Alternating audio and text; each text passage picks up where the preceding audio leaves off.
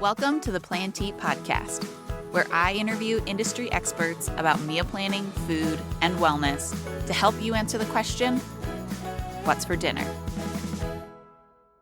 Hello, and welcome to another episode of the Plan to Eat podcast. Today I have an interview with Sena Wheeler. She is part of a fifth generation fishing family, and she is the co-founder of Sena Sea, which is a company that brings wild-caught Alaskan seafood direct to consumers. So I got to talk with Sena today about the history a little bit of being a fifth generation fisherman and a little bit about their business and what they do. We talk about wild caught salmon versus farm salmon, the sustainability aspects of salmon fishing. We talk about her kids and how they're involved in their fishing family, as well as she gives some tips and tricks for maybe how to get your kids exposed to more fish so that they start eating it and loving it. We also talk a little bit about recipes, how she prefers to cook salmon specifically, and then we talk a little bit about their business overall. So this was a really fun episode. I really loved talking to Sena, and I hope you enjoy. Hi, Sena. Thanks so much for joining me on the podcast today. Thanks for having me. I'm excited. Yeah, so let's just get started by having you tell everybody who you are and what you do for a living. Well, my name is Sena Wheeler, and I am part of a fishing family. Actually, we have been for many generations. So my husband's been commercially fishing for over 25 years. My dad fished, my grandpa fished, my uncles fished, my great uncles, great grandfathers, all on and on and on, all commercially fished. Coming from actually immigrating from Norway. So we have long history with fishing. And it's interesting because people get kind of like old fashioned ideas about it. So it's kind of fun to just talk to people about what a modern day fishing family is like. Yeah, absolutely. Let's tell me a little bit about that. What has changed and evolved over the generations of your fishing family? Oh, it's actually changed quite a bit in terms of just commercial fishing. So I guess first off, we live in Washington State and we fish in Alaska. And that's fairly common. I would say maybe half the Alaskan fishing fleet might, that's just out of my head, might live in Washington. So it's common to live down there and then fish up in Alaska. I would say just in broad strokes, when my grandfather fished. So we fished on the same old long line boats, like big long line boats, maybe a crew of 5 guys. Um, so not that big. But so when my grandpa went out and fished, he was gone for months at a time. They might actually have fished for like a month at a time, and they're loading the boat. So they have all these terms like highliners, and they're really like loading up the boat. It's all about coming in with this huge catch. And that has really shifted. So just from the time when my dad has fished, the fishing periods have gotten smaller and smaller. It's part of the sustainable practices. There's also been a lot of federal regulation changes, all really in the positive for the fish stock. So we fish all wild and sustainable fishing. So what comes from that is you get these shorter fishing periods, whether you're talking longline fish or salmon, and the boats come in much faster. So now when my dad was fishing, it was a week, 2 weeks at a time. And I mean, when my grandpa was fishing, they would just take the bottom and it would be, "Oh, that's bad." It's been in the boat for a month. It's like, it seems crazy now. So my dad is down to, a week or 2 weeks. And now the way Rich fishes and the way everybody fishes now, we're talking about um, domestic American small boat family fishing, which people, that's how it happens. And they're out for a couple days, or with salmon, it's really one day or a couple days. And then they're bringing in that catch right away. So that catch is brought in so much quicker, so much fresher. And that's just a combination of what people want. They're going for a fresh market, or, our consumers, they don't want old fish, obviously, and the regulations. So it's just managed much, much tighter. So that's a huge thing. And people like doing what we do. We catch our fish, and then we have a processing facility in Alaska. So we catch our fish. We also get fish from fishermen we know and trust. and then we direct market, so we sell directly to customers and ship it to their door. So that's the kind of thing, my grandfather or father, they could have never done anything like that.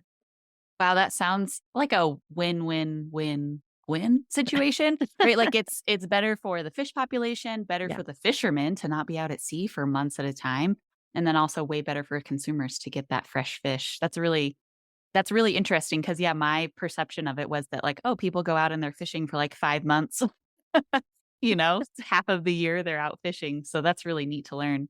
So then do you guys have a cabin or something that you stay up when it's fishing season in Alaska? They stay on the boat. Oh, So, okay. yeah, yeah. I mean, the boat houses the guys. So, for long lining, they it's kind of these traditional, old school bunks that are tiny, that kind of a thing. And then salmon boats, again, I mean, it changes the perception. People kind of get these images of the big boats and the giant nets and all of this. And salmon boats, salmon is caught at the mouth of the river. So you have land in sight and things like that. And so the most of the boats, the gill netting fleet that we're part of, the boats have one or two guys on them. So they're not real big. And they have a bunk and they sleep on the boat. So when my husband's up there, he's up there for 6 months out of the year, but a little bit back and forth. But they just stay in the harbor. Wow, cool. So I know that you guys, fish for Copper River salmon. Is that the name of the type of fish, or is that the name of the river that they come from, or is it both things? Both. Salmon is one of the things that I think confuses people about fish, and then salmon specifically, is there's a lot of words.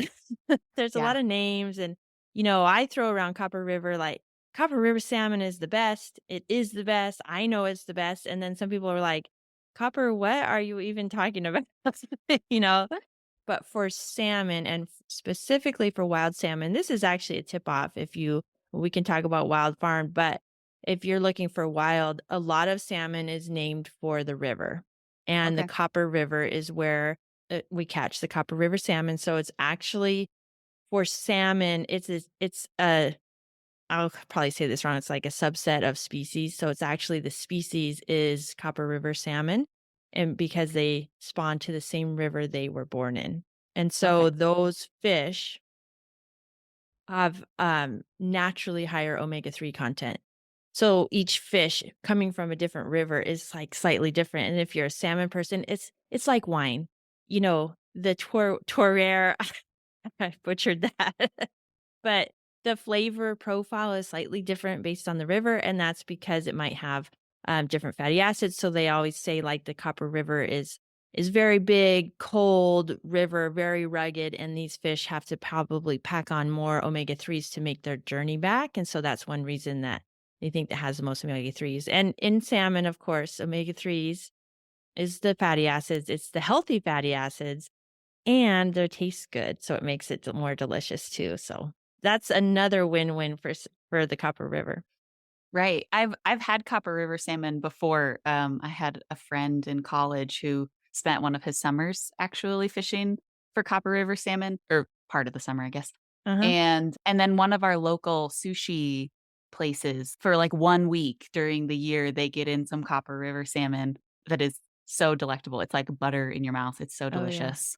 Yeah, I was gonna ask what are some of the things that cause like a higher omega level in fish, because what's like a typical diet for salmon? Does that influence the amount of omegas that they have as well?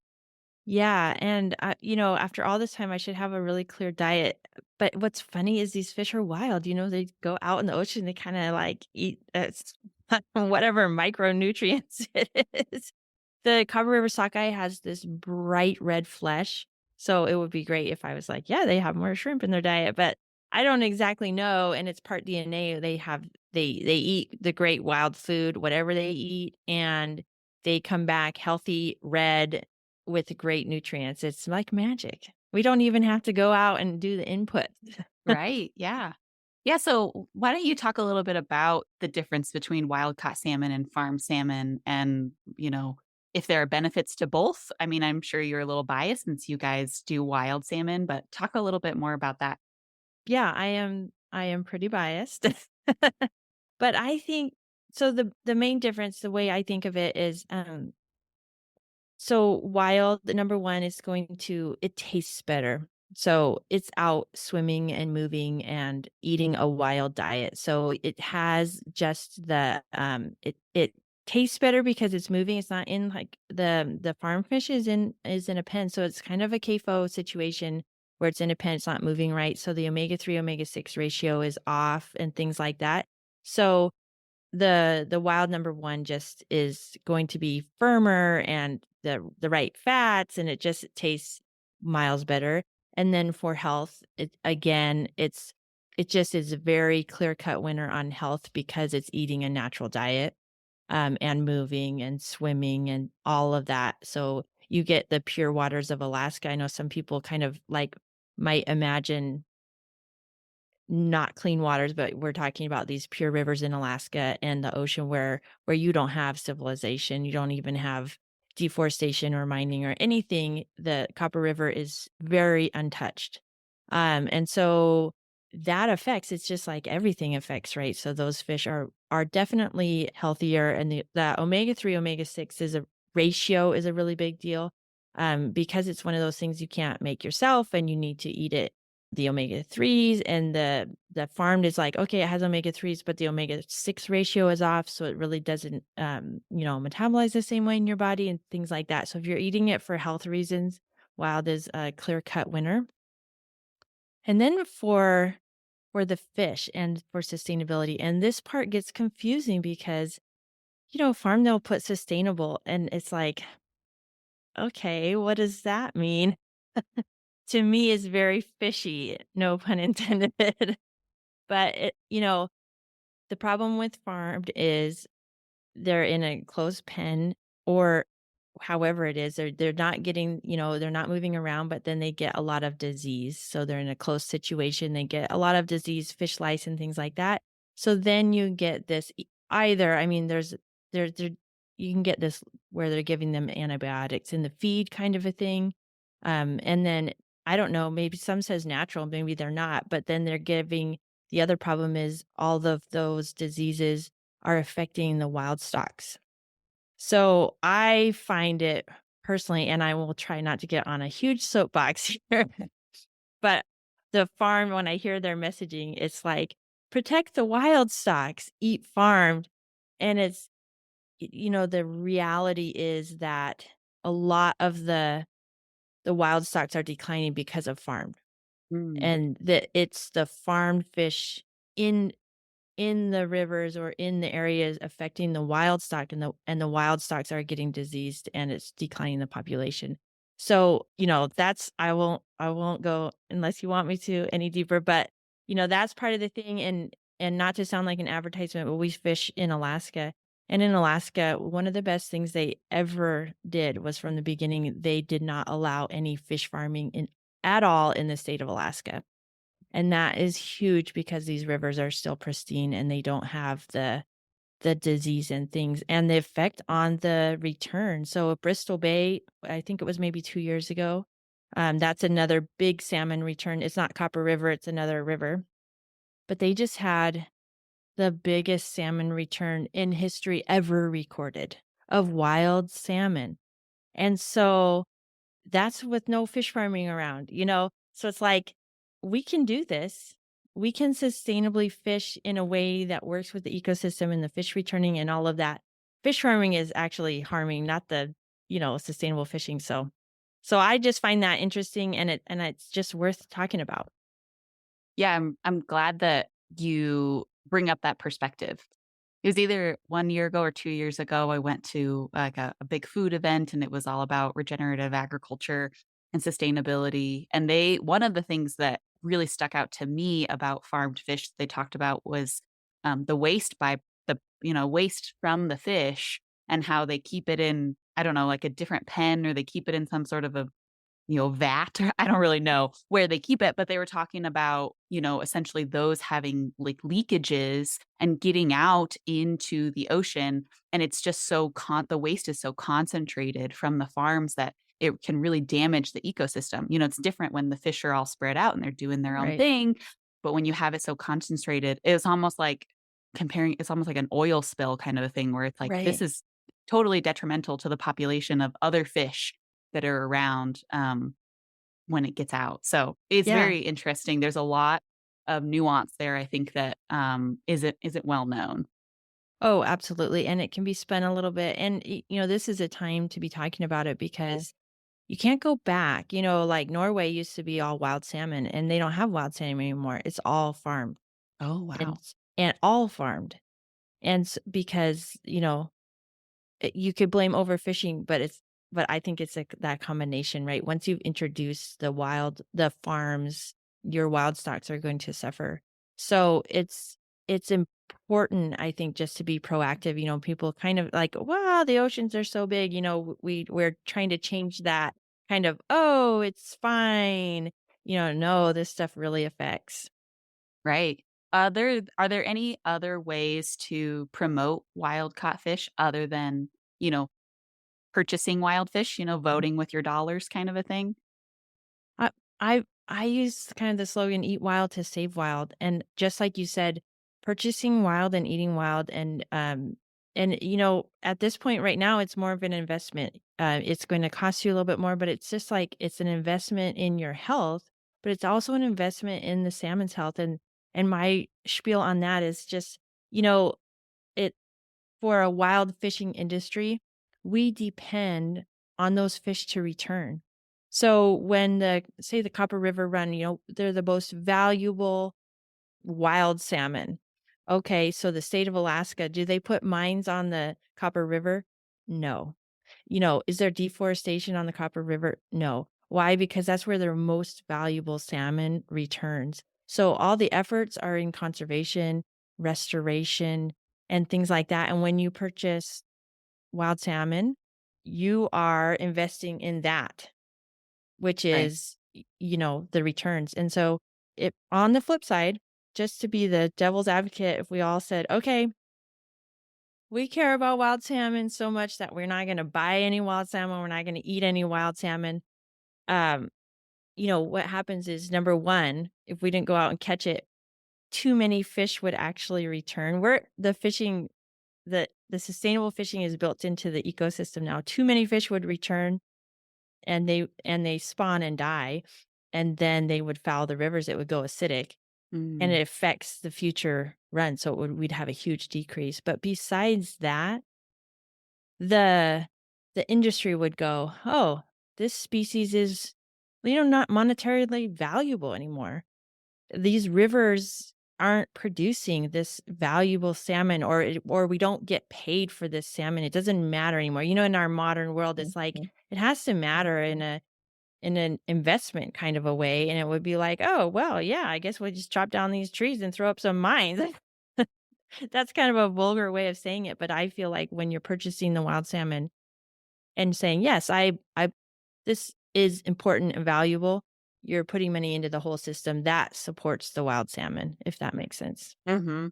Yeah, that's a great thing to mention. I like that you mentioned that as humans, we are now built into the ecosystem. I think that's a really easy thing to forget that, we are still a part of this, and the role that, fishermen play in the life of the salmon is really important as well. Yeah. It's interesting. It is really interesting, yeah. Do you, go up and go fishing at all anymore, or do you mostly stay in Washington? We get up, so we bring the kids. So a big part of, especially switching to salmon fishing, when my husband was on the long lines, the little bit bigger boats. But the real interest for us in getting involved in salmon, especially Copper River, is it's more of a family oriented fishery where you're going out, like I said, for smaller times. You're on a smaller boat, so we have a boat that we can fit our family of 5, barely. It's tight. And we go up and bring the kids as much as we can. So it used to be 6 or 8 weeks, and now we have teenagers, and they're doing all kinds of things, and so it might be 2 weeks, but they get out on the boat, and they know what to do, and it's been, for us to be able to teach the kids how to fish and to do it respectfully, and that's a big part for us. We're on the boat, we're catching the fish, we're eating the fish, and how to handle the fish respectfully, and things like that it's that's our roots, and that's incredibly important and also very fulfilling for us. So that's been really cool. And I think, no matter how much time, okay, it's a little shorter this year, golly, we still get up there and we still do it. And the kids, it's one of those things like sometimes a road trip it can be like this, during the time you're kind of like close quarters and not every moment is super fun, but afterwards hearing the kids' stories and the way they talk about it, and they'll talk about Alaska and they'll write little assignments and it's like, yeah, it's worth it. That sounds awesome. Oh, wow. Are any of your kids, now that they're teenagers, are any of them interested in continuing to be a fisherman as they grow into adulthood? Our son is 18 and he's fished um, you know, well, forever with his dad, and he has started going out on a few other boats with other people that we know, so that's nice. I mean, it's kind of neat for him to just see how other people do things, it's not always the way your dad does it.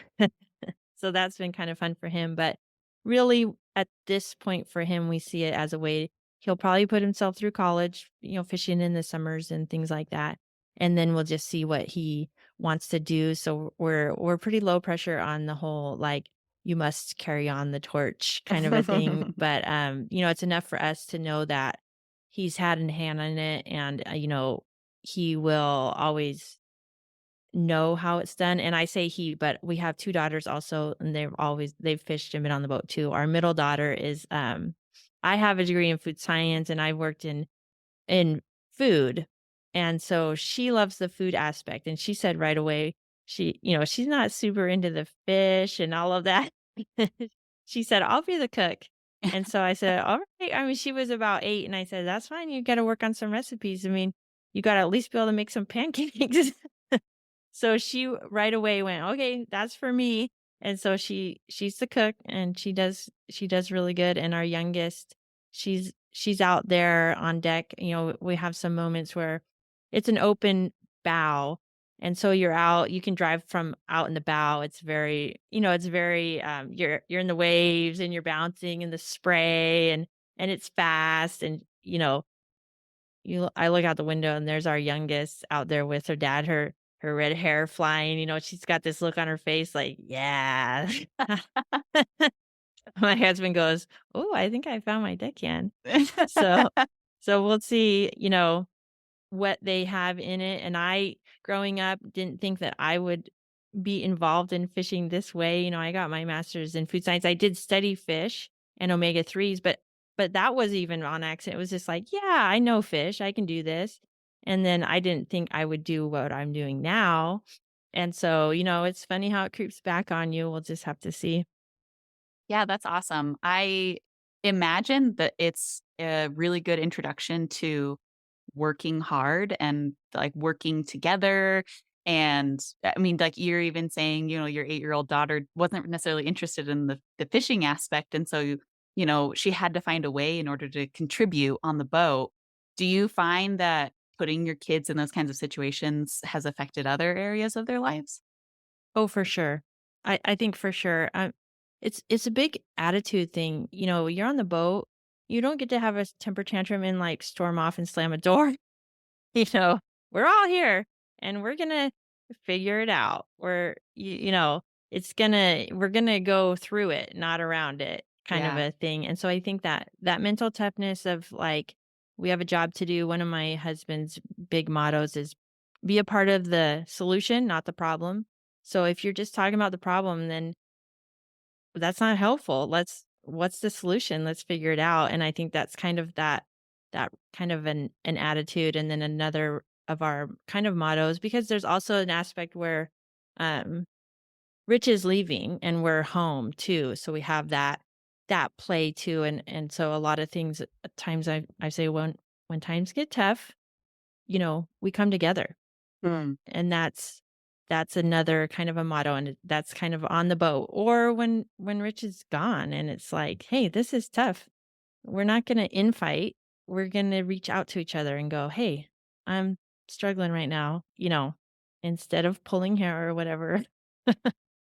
So, I would say for sure those times have been really, really important to us. I love that. I love that you guys have such a positive outlook on that. I really like that. We're gonna go through it, not around it. And I'm sure that is especially important when you're on the boat because I imagine there are certain points in time when you're like, we only have a certain amount of time to, bring the net in or whatever the thing is, and like you can't be throwing a temper tantrum right now because we got work to do. Yeah, yeah, figure it out and bring Yeah. in the net. Yeah.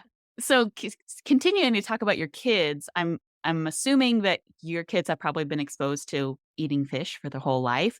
But do you have any advice for parents who are like, yeah, my kids are not fish eaters? Like, how could they Yeah. get started having their kids start to eat some more fish? Yeah, I do. Yeah, exactly. People are always like, "Well, of course your kids eat fish." It's like, "Well, yeah, they do. They were introduced to fish very early, and I think that one of the best, and highly recommended things I say is because we have a positive attitude around fish. So I don't put it on their plate and go, "Yeah, you're probably not gonna like this. Just take one bite," or any of that kind of we're not putting a lot of negativity around it, obviously. And for us, it's like, there's this deep connection, but they've just been eating it all along. So they never realize like you're not supposed to eat fish or like fish. Right. you know? But they also I feed them a lot of vegetables too, and I use the same practices. I, I would say for people that are struggling or just keep up with it. So, it's a lot like vegetables. Just keep putting it out there, just switch it up, change the variety. There's actually tons of types of fish. There's salmon, there's halibut, there's black cod, there's lingcod, there's regular cod. I mean, they're different and they taste different. Plus, there's tons of recipes. I mean, I don't hit every time. You know, sometimes I cook something and the kids are like, "Oh, yeah, it's not that good, mom." Okay, well, it's what's for dinner, so we're eating it tonight. But, you know, I can tell when they kinda like something a little bit more. I'm just kidding. One of our dinner time conversation, politeness around the table. I actually one of our rules is what you like and dislike is actually not polite conversation at the dinner table. That's kind of a personal opinion that you can keep to yourself. I'm like, it's actually nobody else's business or nobody actually really cares. If you don't like it, move it to the side and eat something else. You know, just it's not like and I don't keep a running list in my mind about like, "Oh, this kid doesn't eat mushrooms and this kid eats this and doesn't eat that." I just ignore it. And I cook it all different ways, like the vegetables, like I said. And if they don't eat it today, they might eat it tomorrow, especially if I don't make a big deal about it. So I would say a lot of variety, a lot of switching it up. And just because they didn't eat the salmon that one time, put it in the fish taco or do the teriyaki thing. There's a lot of kid friendly recipes. We do one where it's like skinless, take the skin off and then cut it into chunks. So it's kind of like nuggets. And then we just pan saute it, a little garlic, salt, things like that. And then you can put a little dipping sauce in it. And so for kids, it's like you can pick it up and dip it. Mm. And we've always found, kids love that. The other thing is I say high quality fish, and that's not just because we sell the very best. But it could be, you know, some of that fish at the grocery store doesn't look that fantastic, and some of the farm fish, I'd never when I was growing up, I did not know what people meant by the term fishy fish. When people Mm. said, Is that fishy fish?" I don't "What is it's fish." Like, I don't know what you mean, and then I was at a banquet, and I had farmed salmon for the first time in my life in my 20s, and I was like, "Oh my gosh, this tastes fishy." I now know what you mean. And so, buying the high quality fish, trying it different ways, and then one main thing is don't overcook it. Mm. If you dry out the fish, it doesn't taste that good, and I find that kids are very affected by texture.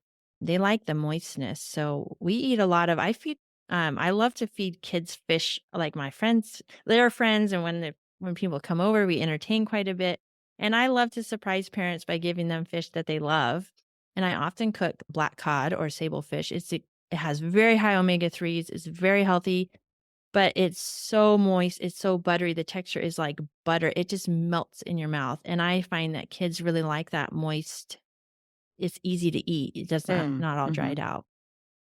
Yeah, Uh, different a different story from just, like, the fish sticks that you get out of the freezer aisle.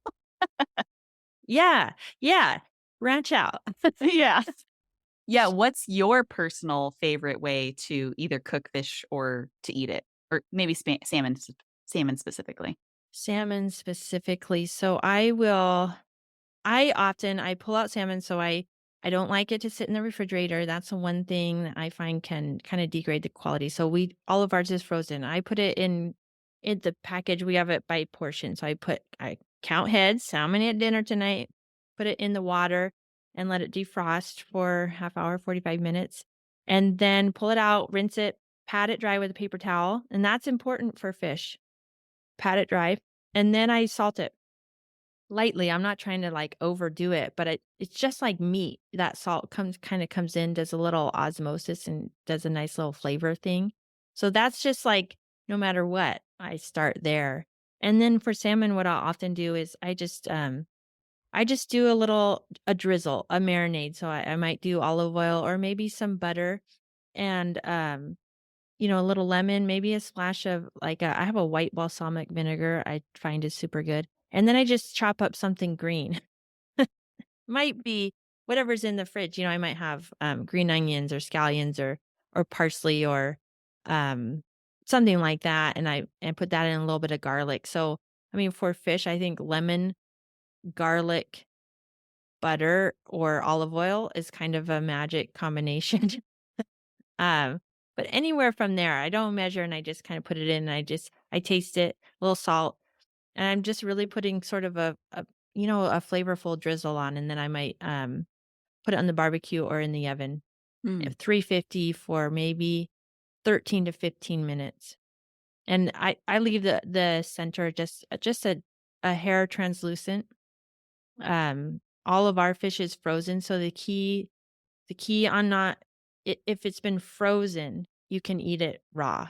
It's mm, frozen for the proper time and temperature. So all of ours is, frozen, commercially grade frozen, so it's at proper time and temperature. So if you're people have this idea that like sushi or eaten raw should be coming straight out of the ocean, and that's actually it's frozen so that there's no parasites or anything like that. And then if you're eating that frozen fish, you can have you can leave it just a little bit undercooked in the middle and feel okay about it, because it's sushi quality. that's really interesting, I didn't realize that. It's a big misconception on that fresh frozen sushi quality. Mhm. I like how simple you make that, and I know that, from I mean, I live in Colorado, so we don't often at, like, grocery stores and stuff, it's not, like, super common to have a high quality fish around here, but so I know from experience, though, of having high quality fish versus not so high quality fish, that you can keep a fish recipe really simple because particularly high quality salmon is so flavorful that you really don't need a whole lot else in order to, like, elevate the dish, you kind of Yeah, it's like when you have a really yummy steak, you're like, "I don't wanna put too much on exactly. this because I Yeah. actually enjoy the flavor of this meat." Yeah. Yeah, I think it's a lot like steak that way, and it's funny, people, again, they get kind of like, "Oh, I've spent, some money on this. I don't wanna screw it up." They might go for a more complicated Mm. procedure, but it's like steak. If you bought a really nice steak, you're gonna just, like, do less salt and pepper, put on the grill, you know? So it is like that totally, and you just wanna let the flavor shine. Yeah. I wanna know a little bit about how it is to run a business with your husband. Is fishing and the packaging is like, the only business that you guys run, right? You're not, like, doing multiple other things, you're not, like, also a teacher or anything like that, right? We're all in on the fish thing. It breaks down to be several businesses the way we do it and very complicated. Yeah, I bet. But we are both full-time fish. This is what we do. So, it's very interesting, and Rich and I are very different, which helps. I think he's kind of the visionary, and I'm kind of the okay, well, how do we do it? I'm the logistics person. He catches the fish, and then um we didn't have the processing plant in the beginning. We he caught the fish and then we had it processed at a facility and then I sell it online and do the packaging and shipping. So I think I kind of joke in our email, like he takes care of everything out at sea and I am the boss on land. But since then, actually, we purchased the processing facility where we cut our fish, and that's just because we had to, because a big processor would buy it, this little thing, just and then the big processors, they won't cut for people like us, Mm. small scale, you cut your own fish, you get your fish back, that kind of thing. And so we kind of did it like, okay, this is the only way, and we, that's a whole nother story.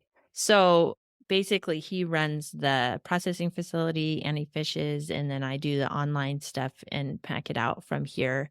So, I think that depending on the day, we work pretty well together, I think, and really kind of keep to our we try to keep to our, strengths, being so different. He's the more of the people person, and he has all wholesale customers and people that he communicates with, and he talks on the phone with them, and he lets them know what's up, and they, place an order and things like that. And I'm like, order online and I will pack your box. And I do a lot of my personal communication through email, and I do have people that call me and things like that. I'm more of a streamline, so I want to make things into a process that's going to be repeatable and a little more efficient. And he is a real people person, and every time he does something, he's going to do it a little bit different. I totally identify with those introverted tendencies of, send me an email. That sounds great. Well, this has been a really lovely conversation. Do you feel like we covered everything? Was there anything we missed that you wanted to talk about? Well, I will say, for one thing, I love the title of your podcast and the whole idea of you just need to plan to eat. It is Yeah. something that we do 3 times a day. Yep. And it's amazing how much, we want to act surprised every single time dinner rolls around. I'm in the same boat. But if a little bit of planning does help a lot, and I would say to that end, we you can order one time all on our website, but we also offer a subscription box. And really, the big concept behind what we're trying to do is we're trying to get, premium quality fish that people will love in their hands in a way that's really easy and totally doable. So we have this subscription box, and you get the box every, 1, 2, or 3 months, the size that works for you, how much you will eat. And I like to, tell people, if you have the fish and it's in your freezer, you will eat more of it. I promise you. You will get comfortable with it. Like, that's the hurdle. Just get it to your door.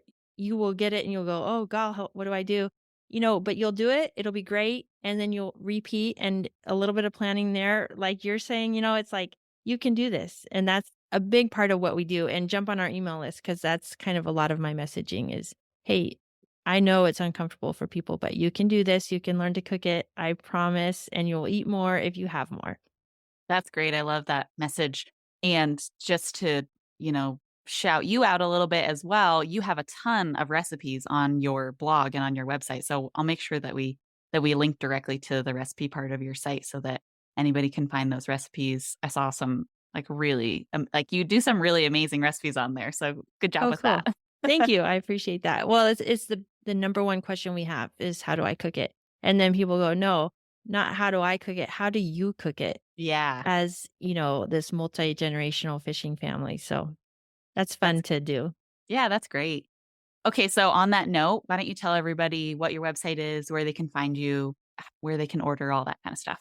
Oh, perfect. We are at senasea.com, SENASEA. And come online, check it out. And I really love people to jump on our email list. I think you'll see a pop up, and and there's a 10% off. So jump on, get on the list. That's really where I do a lot of communicating and a lot of teaching and helping and sending recipes. And then from there, you'll see the links, and it'll all be easy, and you'll subscribe, and you'll love it. That sounds great. Well, thank you so much for joining me today. This has been really nice. Yeah, thanks for having me. Thank you, as always, for tuning in. And per usual, there will be links in the show notes to Sena Sea's website, as well as to those recipes that Sena makes. You can sign up for her email newsletter from their website and follow them on Instagram, all of the good stuff. You can find that in the show notes. And you can support the Plant Eat podcast by leaving us a rating and review on Apple Podcasts, Spotify, and Audible. And I will see you again in 2 weeks. Thanks for listening.